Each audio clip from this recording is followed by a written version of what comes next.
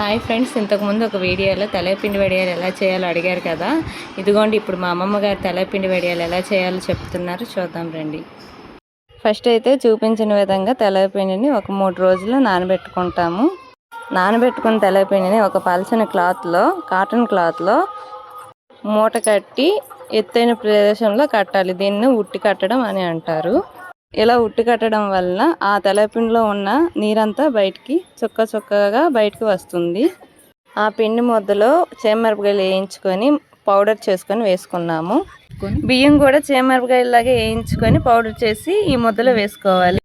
ఈ వడియాలు చేయడంలో మా అత్తగారు వాళ్ళ అత్త చాలా ఫేమస్. ఇప్పుడైతే టేస్ట్కి తగ్గట్టు కొంచెం సాల్ట్ వేసుకొని వీడియోలో చూపించిన విధంగా ఎల్లుల్లిపాయలని మిక్సీ పట్టి ముద్ద చేసుకొని ఆ ముద్దని ఈ తెల్లపిండి ముద్దలో కలపాలి.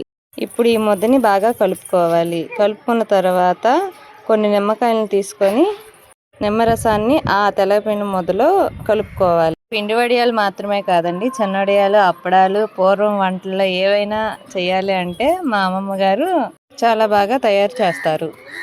ఇప్పుడు పచ్చిమిర్చి లైట్గా ఆయిల్ వేసుకొని వేయించుకోవాలి.